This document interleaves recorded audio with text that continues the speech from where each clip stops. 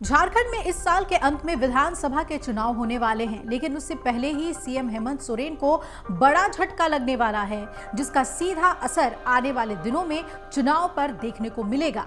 कहा जा रहा है कि झारखंड के पूर्व मुख्यमंत्री चंपाई सोरेन बीजेपी में शामिल होंगे। सूत्रों की माने तो चंपाई सोरेन की बीजेपी से बात हो चुकी है। यहां उनकी मुलाकात बीजेपी के शीर्ष नेताओं से हो सकती है। इस बात की संभावना भी है कि जल्द ही जेएमएम से इस्तीफा देकर वो बीजेपी का दामन थाम लेंगे।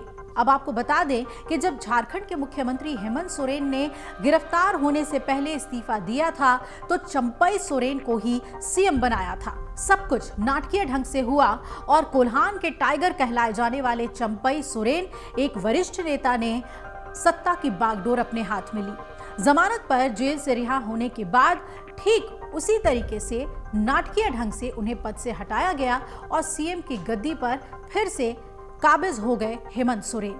अब सूत्रों से जानकारी ये मिल रही है कि चंपाई सोरेन रांची से दिल्ली अकेले नहीं पहुंच रहे हैं। उनके साथ जेएमएम के 6 विधायक भी हैं। ये भी कहा जा रहा है कि शिवराज सिंह चौहान के लगातार संपर्क में वो बने हुए हैं और अगर चंपाई सोरेन 6 विधायकों के साथ पाला बदलते हैं तो झारखंड में इस साल के अंत तक होने वाले विधानसभा चुनाव से पहले वो हेमंत सोरेन के लिए बड़ा झटका साबित होंगे। अब आइए आपको बताते हैं कि चंपाई सोरेन के किस बयान पर हंगामा मचा था।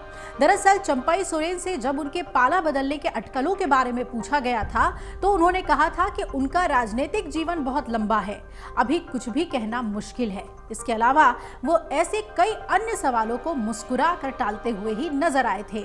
चंपाई सोरेन के इस बयान के बाद और बीजेपी में शामिल होने की खबरों से साफ तौर से इनकार न करने के कई मायने निकाले जा रहे हैं। बीजेपी नेता ने भी इस पर प्रतिक्रिया दे दी है, तो वहीं इस पर झामुमो नेता और पूर्व मुख्यमंत्री चंपाई सोरेन के बीजेपी में शामिल होने के अटकलों पर झारखंड बीजेपी के पूर्व प्रदेश अध्यक्ष दीपक प्रकाश ने कहा कि चंपाई सोरेन को जिस तरह से झारखंड मुक्ति मोर्चा ने मुख्यमंत्री पद से हटाया था वो दुर्भाग्यपूर्ण है। दीपक प्रकाश ने यह भी कहा कि चंपाई बीजेपी में शामिल होंगे, इसकी जानकारी मुझे तो नहीं है। ऐसा कोई भी मामला बीजेपी का केंद्रीय नेतृत्व ही तय करता है। अब अगर चंपाई बीजेपी में शामिल हो जाते हैं तो झारखंड में बीजेपी को क्या फायदा होगा?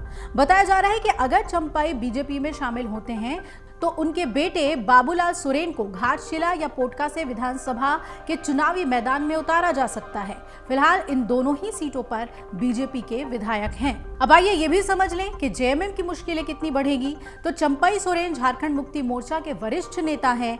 दिशोम गुरु शिबू सोरेन के काफी करीबी हैं और भरोसेमंद हैं। सीएम हेमंत सोरेन भी अभिभावक के रूप में ही उन्हें काफी सम्मान देते हैं, यहाँ तक कि उनके पैर भी छूते हैं। यही वजह है कि जब जमीन घोटाले में हेमंत सोरेन को जेल जाना पड़ा तो झारखंड की कमान उन्होंने चंपाई सोरेन को ही सौंपी। चंपाई सोरेन झामुमो के स्तंभ हैं और कोल्हान में काफी पकड़ रखने वाले नेता हैं। यही वजह है कि वहां बीजेपी की मुश्किलें बढ़ जाती है और इनके बीजेपी में शामिल होने से अब झामुमो की मुश्किलें बढ़ जाएंगी और विधानसभा चुनाव से पहले अगर ऐसा हो जाता है तो जेएमएम को झारखंड में बहुत नुकसान होगा। अगर आप ये वीडियो YouTube पर देख रहे हैं तो हमारे चैनल को सब्सक्राइब करें और बेल आइकन को दबाना ना भूलें। अगर आप Facebook पर ये वीडियो देख रहे हैं तो हमारे पेज को लाइक करें।